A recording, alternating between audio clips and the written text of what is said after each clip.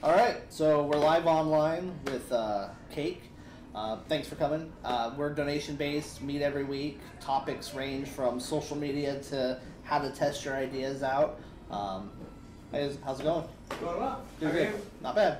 But Graham's not here this week. I'm flying solo, which was kind of the plan, I think, secretly. Graham's doing big, awesome stuff with Float On this week, and he's got a big meeting this Friday and some really awesome things happening. So good wishes for Graham. But so today we're going to talk about Twitter. It's kind of one of those things that it's a social media network that most people don't understand the full value behind it, I think, and also it's really simple to get your name out there and help promote.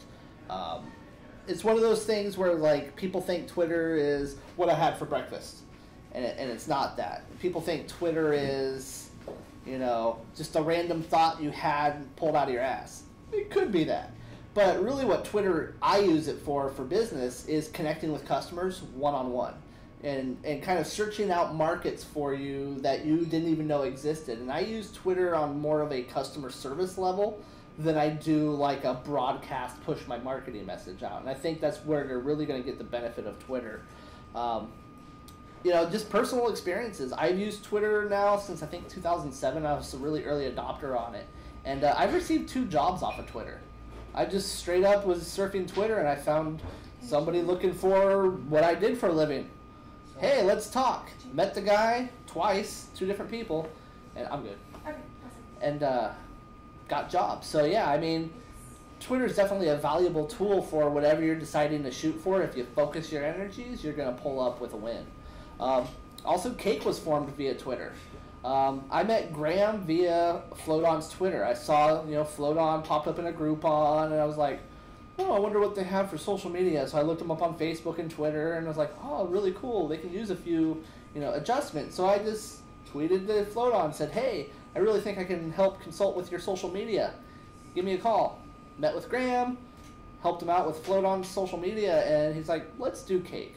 And that's how I came to this. So, I mean, really, there's 3 opportunities right there where I've turned Twitter into money-making opportunities on a personal level, not just a business level. So I think as far as like credentials and so forth, there's like my 3 stories on how I've personally used it for myself. And I'll get into how I've used it for clients, and now I'm getting paid to run people's Twitters, which is really like an odd scenario. But I mean, you have a company, for example, that has a marketing department and so forth, and they really want to focus on their social media. They'll hire people to pretend they're the voice. Like, I am XYZ company, and it's just some dude that they hired, and might not even work for that company, but as long as they meet some brand standards and so forth, they can rock it for them and build their community. It's what I do for a living right now, which is kind of like, I tell people, yeah, I play on Facebook and Twitter all day for a living. They're like, how the hell did you do that? I'm like, I don't know, man.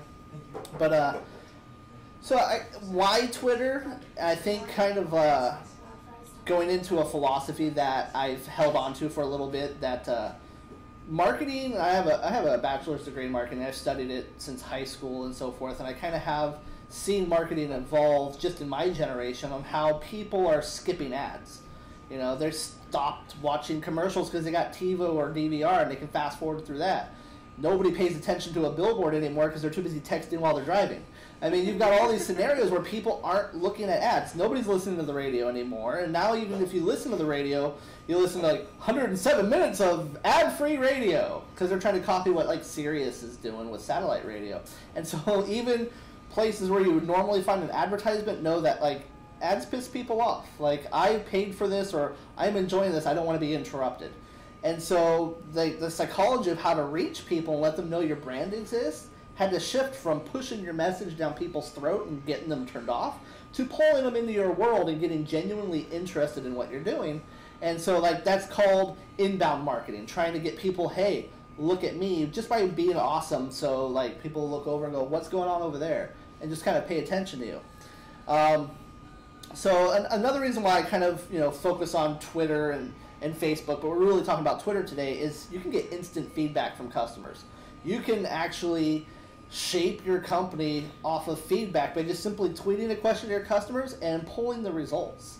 So, I mean, that's a valuable thing that normally you would have to send out surveys and wait for results to come back. And you can actually get one-on-one feedback from people. So that's another way I've used Twitter to kind of shape my marketing message. And I'll get into a little bit later on today about how you can track your metrics on Twitter to see how effective you are.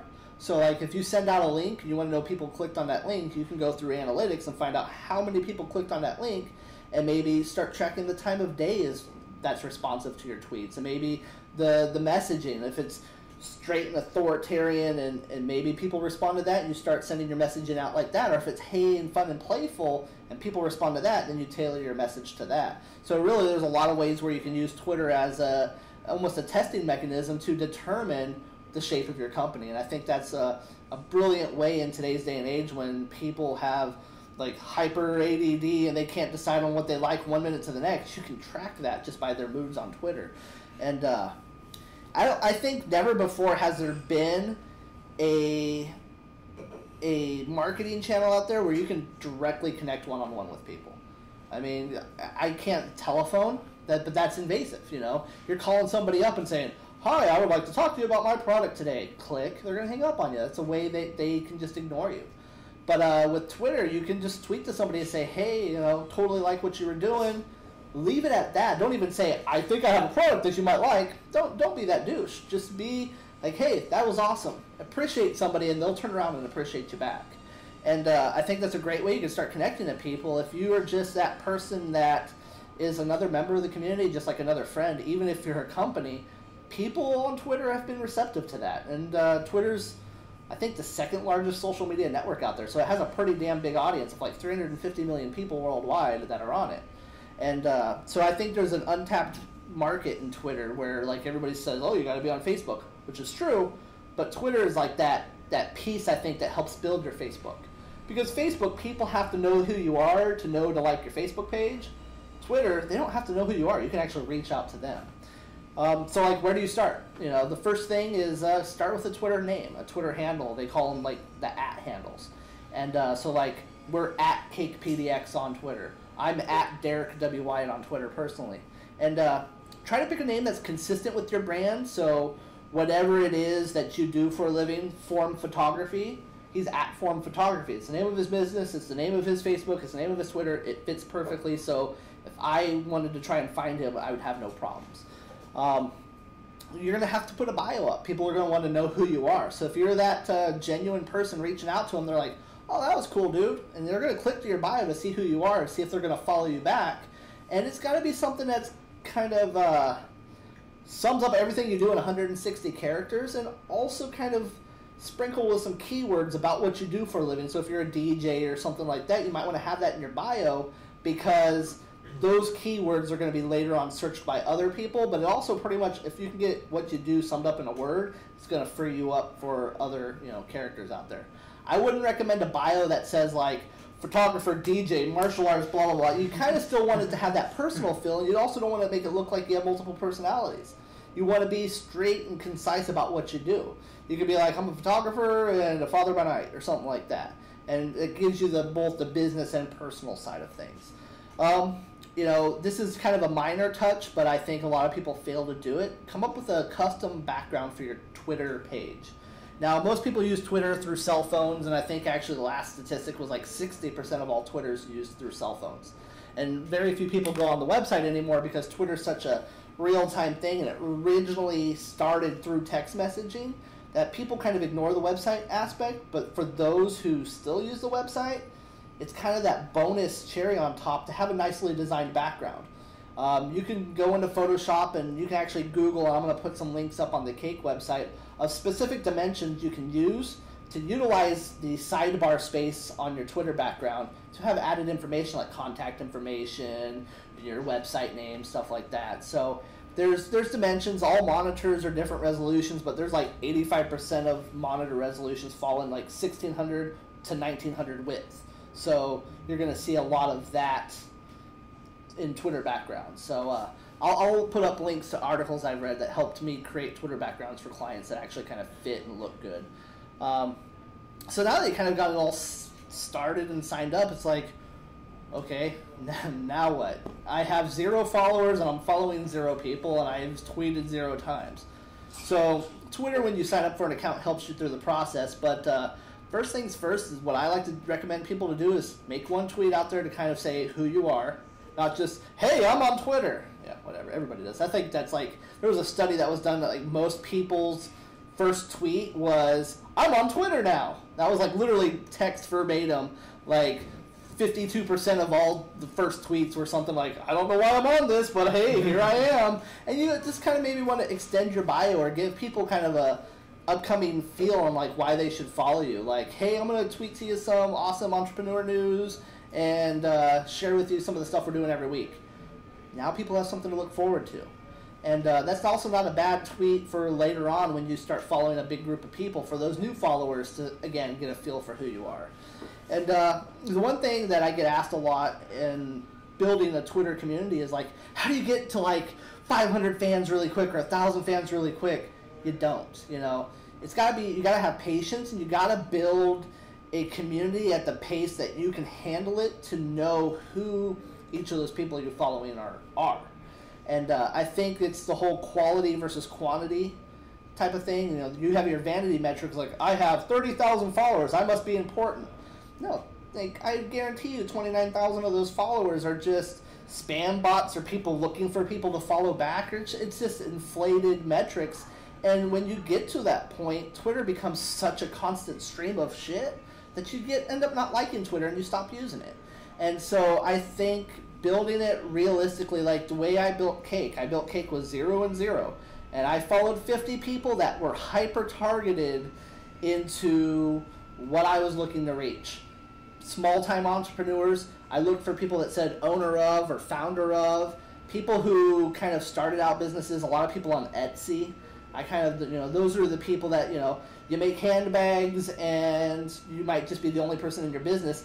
Cake's for you. Cake's that early stage entrepreneur workshop or meetup group, or that where you only have 1 or 2 people working in your company kind of thing. Because a lot of the stuff of what we teach is scrappy and can be done with very little resources, which is helpful to people with very little budget. So that's what I really hyper-focused on. And I also followed people I knew. I followed some friends right off the bat, knowing that they'd instantly follow me back and give me some cred on Twitter. And it's kind of one of those things that start with patience, follow your friends, and start genuinely building connections. And then I think in that first, I would say almost 100 to 200 followers, every person you follow, you just scroll through their timeline and find something to comment on. Build that connection. Don't just anonymously follow and cross your fingers that they're going to follow you back. Find out each thing, and you're following them for a reason. So find out each thing you do as to, you know, oh, that was a really awesome picture of a cake you post online. It looks delicious, or whatever it might be. Start making that connection so that, again, they thank you for the compliment. Who are you? You have a great bio, and they're like, oh, I'm going to follow you. I think you're going to provide value to me. And there's a couple of quick, I would say almost, you know, obvious things to do is use Twitter search. You can go to, I think it's search.twitter, and they have an advanced mode. You can really hyper-target who you're looking for. You can find tweets within 25 miles of your zip code. So you're really, if you're a brick-and-mortar shop that's not online with a big e-commerce front, and you're really trying to attract the people in your neighborhood, you can find Twitter users in that neighborhood. And you can find people by keywords. So if you're looking for people who, you know, throw parties, and you're an event coordinator, I'm an event coordinator. You're going to probably want to make contacts with them because they're going to provide you value in the end and help in your business, you know. And yeah, definitely hit that advanced search often, you know, because people jump on Twitter all the time, or they might change their needs, or they might have a need at the moment that they might not have had a month ago. And so you can constantly be cultivating new markets by just finding people on Twitter. And I would probably say, you know, I call it Twitter maintenance. I give myself Twitter maintenance once a week where I just go out and seek people. I start looking at like, okay, I'm following 400 people and only 300 are following me back. There's probably 100 people that don't give a shit what I do. I could probably find out who those are and unfollow them. And I have some really awesome tools I'll share later on and how you can do that with like a click of a button. Where, like, you know, it's a little against Twitter's policy, but there's so many apps out there, Twitter can't manage it. And it's really one of those things where you can kind of just bring yourself back down to a level where, you know, when it comes to Twitter's follower and following ratio, you don't want to be following too many more people than are following you back. Because then it looks like when you follow somebody, you're only following because I'm trying to boost my Twitter following, look. And you really want to be connecting with people, make it look like, wow, they're only following so many people. They must follow me because they're genuinely interested in what I'm doing. And so it's kind of that psychology. If you're following 2,000 people and only 100 are following you back, you're only following somebody just to try to get your 100 up higher. There's a lot of people that do this auto follow back on Twitter, which is a horrible way to go. But that's what those people try to do, is they try to game Twitter. And I think it's just a bad business practice. It's not genuine. Everything I do online tries to be is as genuine as possible, because with as open as online is, people are going to find out if you're full of shit. And you don't want to build that credibility with a lot of people, and then they all find out you're full of shit, and you're out of business. You lost that market. So all that time's wasted. And so now that you've kind of got a starter following built, and you have your bio all set up and all that good stuff, you're kind of open for business. And I have some Twitter etiquette rules I kind of set out for myself that, you know, I follow closely. But I have, the first rule is 10-to-1 ratio. For every 10 tweets you have put out, only one can be a marketing push message. So you're going to retweet people, you're going to, you know, talk to them 9 times, and then you're allowed that one time to say, hey, sign up for my services at this website.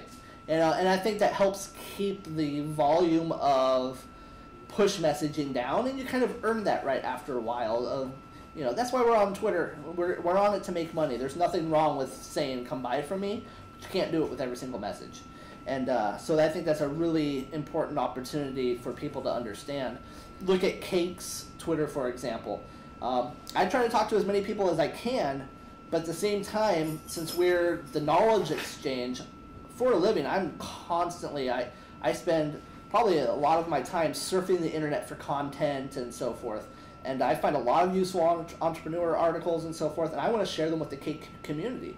So if you look at Cake's Twitter, it's a lot of like, this was a rad article, this was awesome, you're going to get a lot of good information from, read these things, and then I'll tweet people. But unless you're following like on a Tuesday night or a Wednesday, rarely do I say, hey, come to Cake.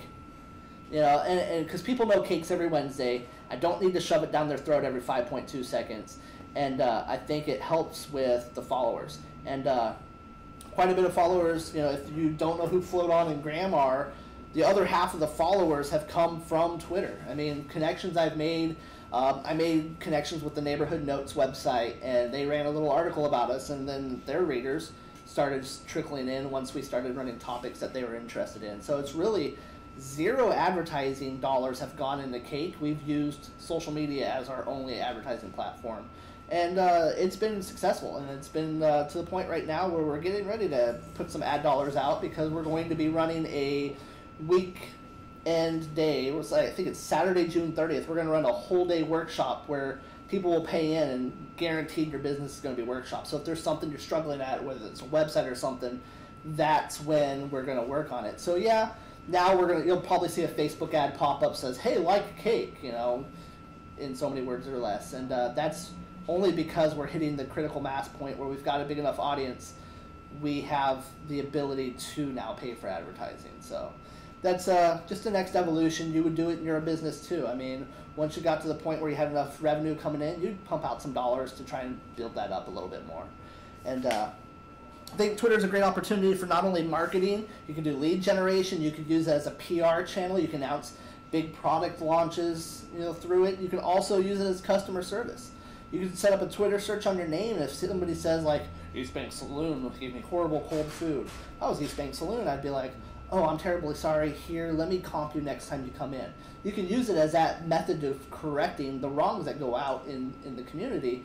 And it's, people vent on Twitter, but they would never come in and say, my food was cold, I would like a refund.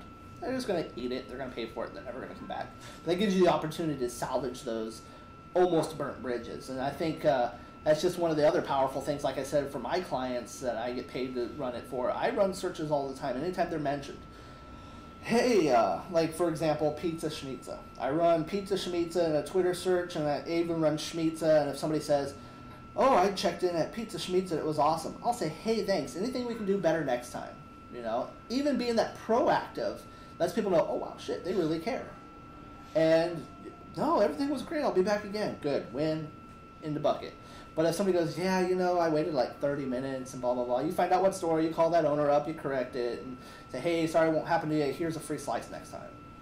Awesome. You know, and you know, those are those like methods that I think when people ask, like, what's the return on investment on social media? Like, I'm going to invest all this time. How much money am I going to get back on it? You really can't track it, but what you can track is the connections made. And I think that's more important because you might not be able to track how many times that person comes in and spends with you, but you know, if they're continually being a fan and advocating to their friends that, hey, this place is great, you've got a brand evangelist in your column, and you've got somebody that's going to promote you without even having to pay them. So those are the evolution of what you really want to come to on Twitter is people sharing your stuff because they like you so much.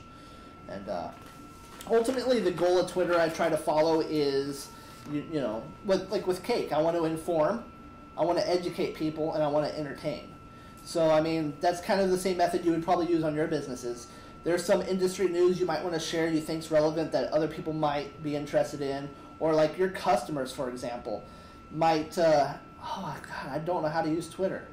Well, coming up this week is this on Twitter, and you're going to kind of solve a lot of their issues just by kind of being that informative source out there. But also, you have to entertain. You can't always be push, push, push. You have to be that, you know, engaging person, or even put out a funny quote or a joke. Sometimes those things really connect with people on Twitter because that's really why customers, if you're not a business, that's why customers use Twitter. It's an entertainment source. It's a source for connecting with their friends and a source of getting news for what they like, and they don't always want to have that business like, hey guys, how's it going? Have you bought from me lately? They want a funny joke. They want a Chuck Norris joke. They want a whatever's going to make them laugh. They want an inspiring quote that's going to get them through the rest of the day. That's the stuff that truly, I think, keeps them following you. This funny thing happened at the office today, or, oh, we just got this new product in. If you had somebody show up with, like, one blue shoe and one red shoe on, and you take a picture of their feet, like, so-and-so decided to get dressed in the dark today, people are going to love that, you know? People are like, that's awesome, you know? Gives your business personality. Yeah, it gives it... Like, makes it much more likable, and you're able to make what personal connection. Mm-hmm. And that's what really it comes down to in business. You know, we call it customer service or personality or ambiance or atmosphere in like the restaurant industry, but really like we all have the same club sandwich. We all have the same beer. But what sets the place apart to get people to truly come, and it's the people aspect. It's the feeling that like I can kind of know the people that are behind this and like them and feel comfortable in their space. And so that's kind of like my quick rundown on like how I use Twitter, how it's important for business, etc. But like that sounds like a lot of work. And one of the things I promised people was you really only need to spend cumulative like maybe 30 minutes on Twitter for your business, like per day. You don't have to spend all hours waiting for people to mention your name or anything like that. You really don't need to spend that much time. And when I say 30 minutes a day, it could be less if nobody's mentioning you. It could be more if people are mentioning you. But there's a couple of tools that I recommend that people jump on right away. One of them is Hootsuite. Hootsuite's that tool, and I know, Time, you've used Hootsuite. It's a great way, especially if you like run your personal Twitter account and your business Twitter account.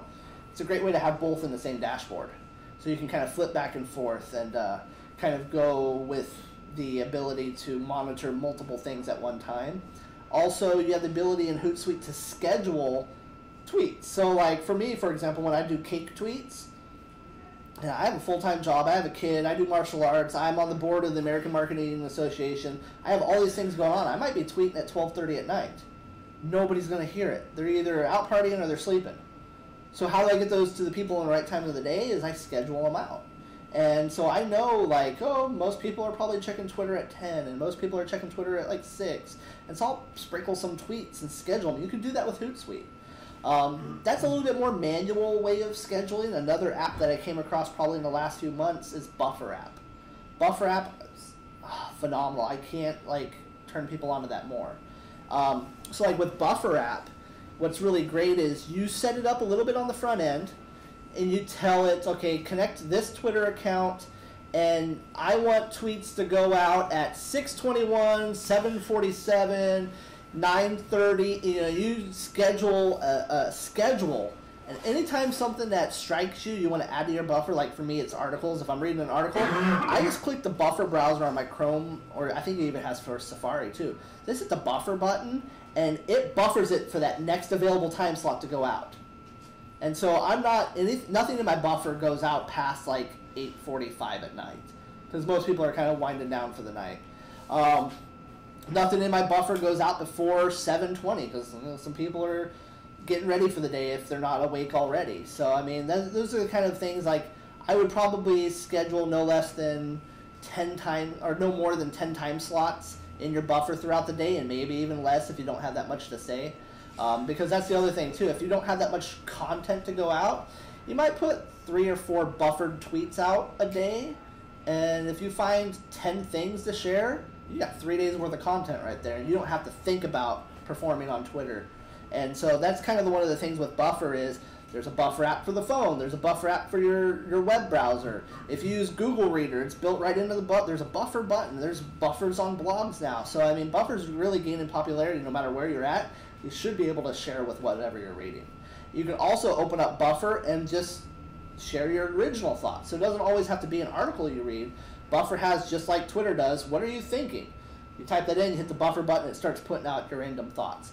For me, like right now, I've got tweets going out right now. I'm not tweeting. I'm the only one here. Graham's not here. So I buffered some tweets that said at 6:30, we're going live. And at 7:10, we're going to come back for a workshop. And I got that stuff already pre-scheduled, so it's kind of doing the work for me because I know kind of what happens during that time of the day. And so I think Buffer App's something really important for content management. I use the two in conjunction, Hootsuite and Buffer App. I really don't have a discrimination on which one's better. It just is whatever I happen to be doing at the time.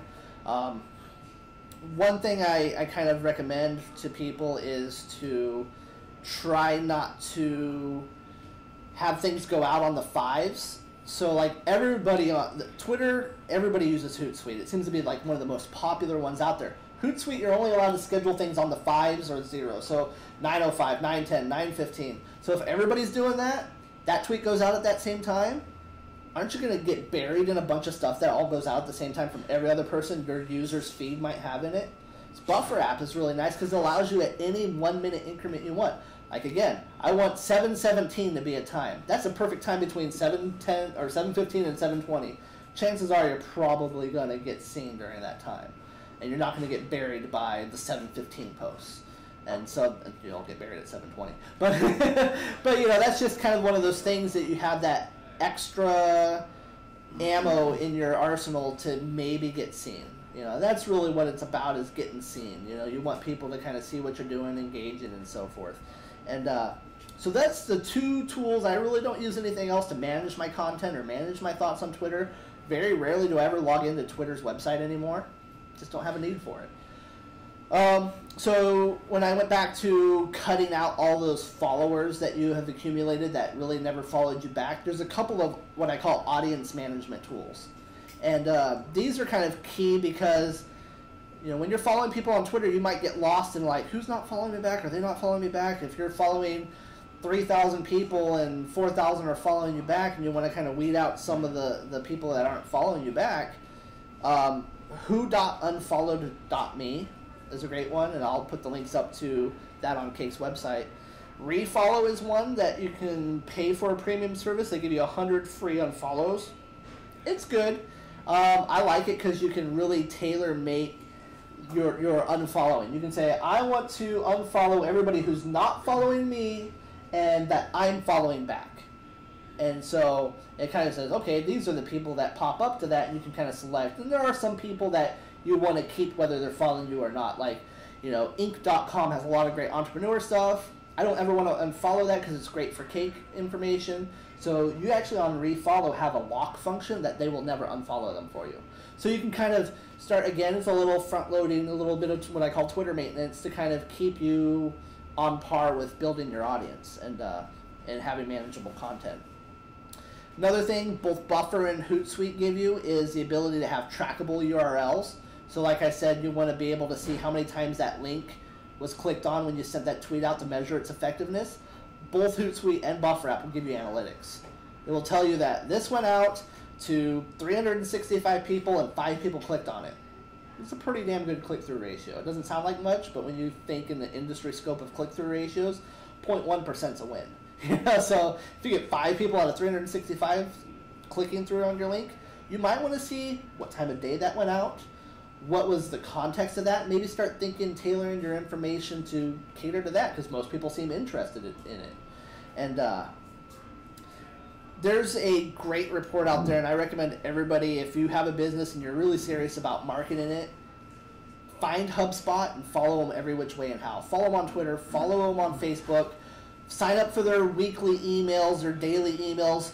They might email you every day, but damn it, it's some of the most valuable information that they can give to people, and it's all free.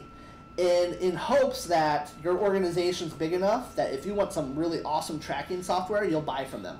But there's a guy, he's behind it, his name's Dan Zarella. He calls himself a social media scientist, and he accumulates thousands of Facebook posts, and he taps into Twitter's API and gets tens of thousands of tweets and starts measuring effectiveness and so forth. And he culminates all that into some of the most easy to read statistics and data, so you can start gauging your kind of marketing plan around it. And he does email marketing. He covers more than just social media marketing. I think HubSpot is like a gift to any marketer out there. And what is it's an inbound marketing company that teaches you how to be a better inbound marketer. So when I talked in the beginning how old marketing was push, it was outbound, is getting your information out there, and inbound marketing is now pulling people to you. They give you statistics and tips and tricks on how to optimize your site. And I mean, I can go on forever on all the stuff they tell you that's industry tested that works, and it's all free. I mean, they'll say, download this ebook, just put in your name, phone number. It asks for a bunch of crap, but they never call you. I mean, when you say you're a company of one, they're never going to call you. I mean, I made the accident one time that said that like over 10 people worked in my company. I got a phone call. So I know now not to say there's 10 people working, because they know you're big enough that you might afford their $1,000 a month software. And it's great software, and if I had an agency, I would say order that software, but I don't, and the information they gave me is enough for me to work with. And yeah, 100%, I can't like stroke them enough. So follow HubSpot every which way and how. So kind of what to post, and I'm kind of wrapping up things here, but so what to post, and we're going to talk about this a little bit in the workshop. There's different things you can post. I talked about you can use Twitter as a customer service channel, you can use it as a PR, you can use it as a marketing push, but you know, when I say how to construct a proper tweet, I say refer back to our copywriting workshop. You want to be precise and to the point. You've had the luck to capture that Twitter follower's attention for 0.2 seconds. You want to get your message across. And Twitter's nice because it only allows you 140 characters to fit your tweet. But I say if you can shrink it down less than that, if you can get your tweet out in 110 characters, that's ideal. That's great for easy reading and easy sharing. So when we talk about later on how to retweet and stuff like that, people can retweet your shortened tweets and put their little comment and adds value to their audience, and they're more likely to share your stuff if they're able to put their own flavor on it. So I mean, especially with Cake, if I send out a 140 character tweet, you can only natively retweet it, and that's about it. But if I was a user and said, this is a really great article, I want to leave enough room for that person to say this is a great article plus my messaging. So really try to be as concise and to the point with Twitter as possible. Try to keep it like it would be a blog headline, just something that people are going to read for a split second and decide whether they want to convert or not and read it. Try to put links in most of your tweets. You want to be able to, again, track who's rating it and who's clicking through and so forth.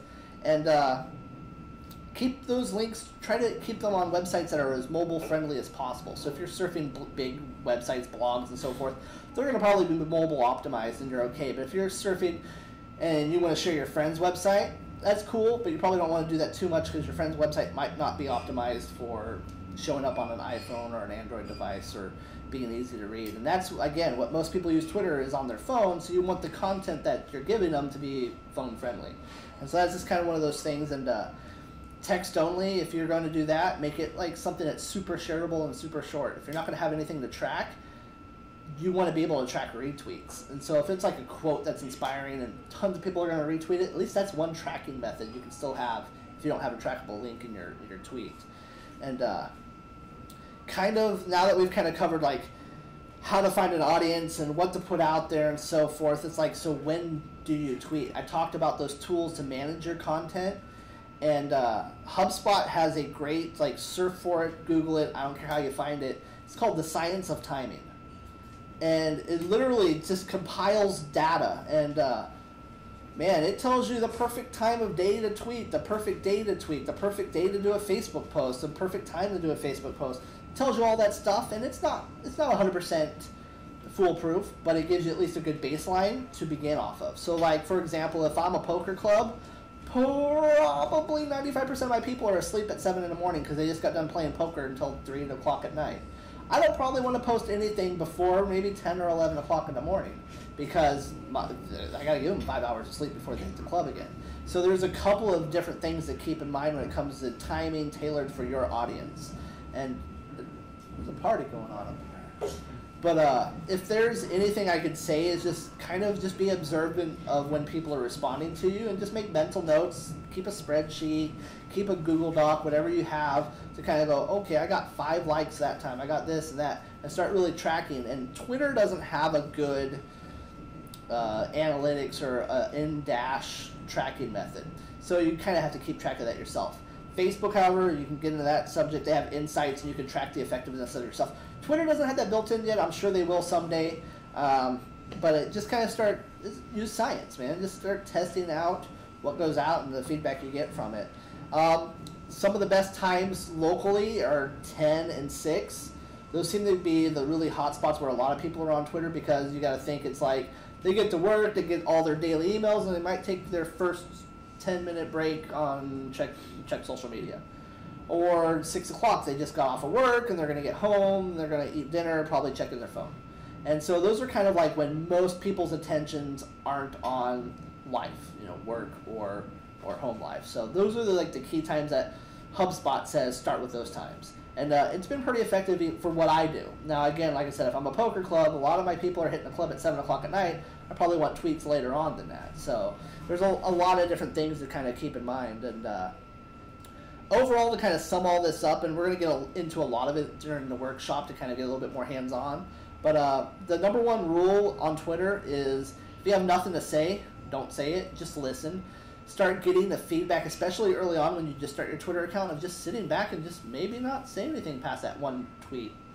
Just kind of looking how people tweet, the language that your Twitter followers are using, the stuff they're sharing, so you can kind of fit in and be that person that everybody wants to follow.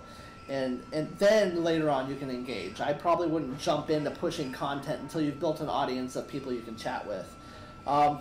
There's a stat I just wrote down. This is the last time I presented on Twitter.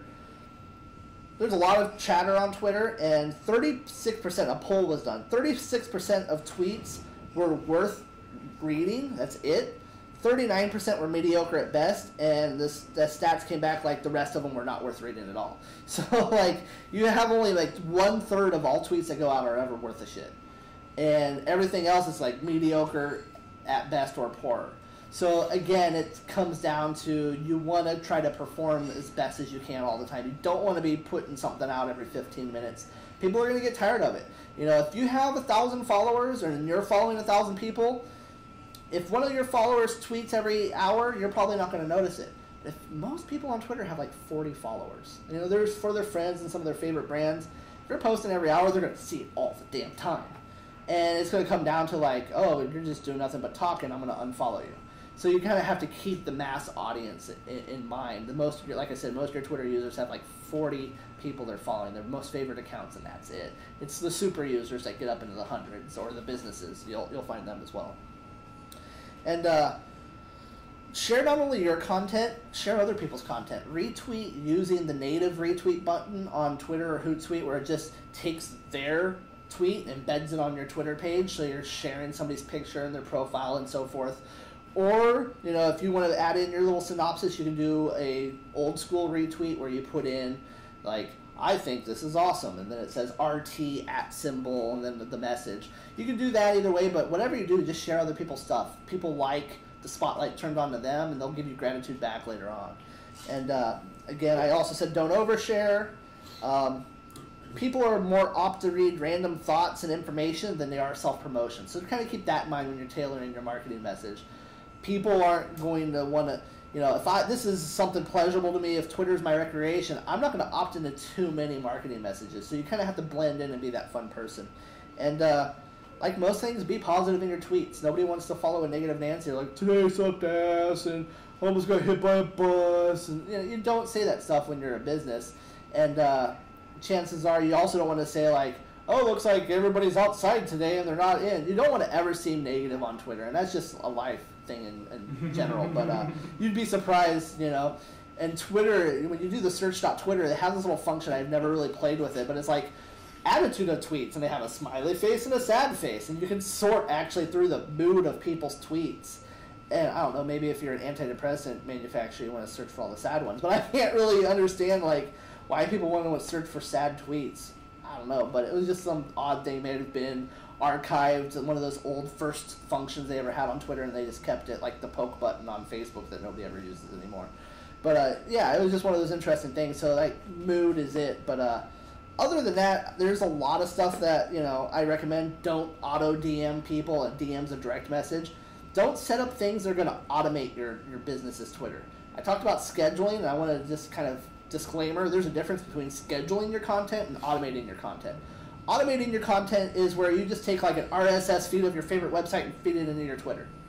And you didn't even read any of that stuff. You just know that, oh, this is my favorite website. And what if somebody calls you out on it? Like, I thought that article was horrible.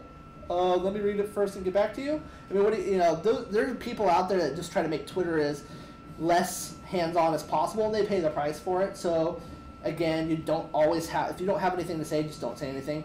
Automation's bad. Scheduling's good. If you're actually reading the content, you're creating it with your own fingers, then you can schedule it at the appropriate times of the day. So I just wanted to there are going to be some people out there that say, oh yeah, we can automate this for you. Automation's like a red flag. Go find another Twitter device. But other than that, this is about how much time I had planned for the speaking part. We're going to get into the workshop, and since it's more hands-on, I think we're going to cut away on the workshop, and we're not going to broadcast the workshop live because it's just going to be a lot of talk back and forth, and I think it would just screw the microphone up. But I'm going to have the worksheet online. Basically, the worksheet's like, put in your top 10 searches you want to do on Twitter. Put in the top 5 tweets you want to create. And so I'll have that up there. There's also Twitter lingo.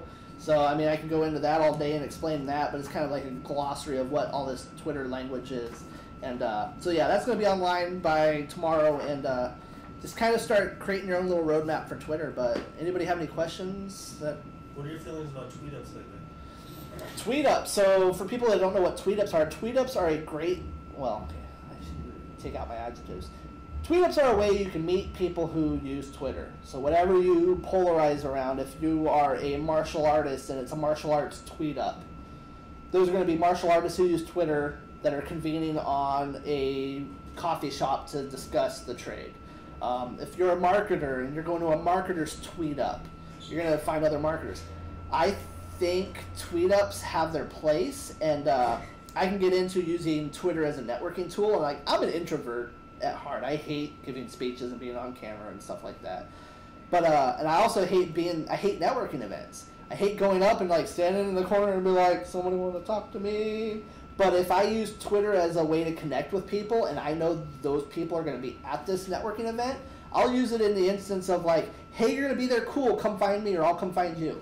And that's a great way. You've already kind of broken some of the ice, so you at least have one commonality to talk to the person about. Hey, you're on Twitter, and I follow you, and that was a funny tweet. Or whatever you want to do to make it not seem as awkward. But Twitter's a great way to, I think, meet people who you've already made the connection with.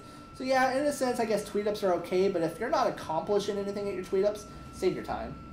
That's one of the reasons Graham and I tried to eliminate networking in Cake. We wanted to make it a utility device and not so much a, hey, come and meet people and share your business with them and hoping they buy from you. That's really what tweet-ups, I think, are. People just want to share their business face-to-face and have an excuse to do it.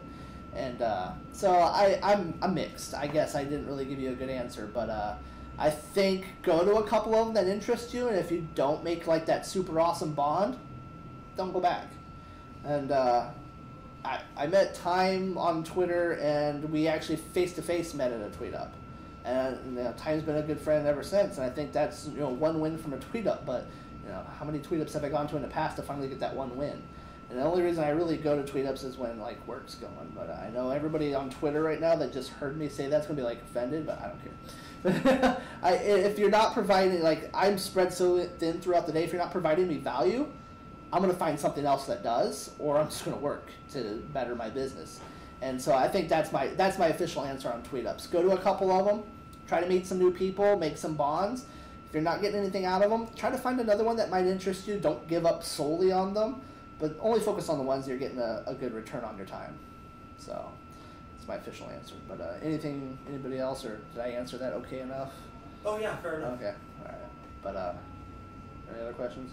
All right, cool. I'm done talking. I'm going to log off here, and thanks for tuning in. We're donation-based, so there's a handful of you, 4 or 5 of you watching online. So click that little donate button in PayPal. It's like $5, but got to keep the service going.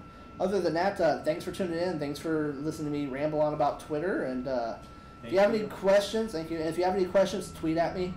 I handle Twitter messages a lot quicker than I do emails. I think it has to do because of the fact you're only restricted to 140 characters. If you ask me a question on Twitter, I'm going to have to be concise and answer back.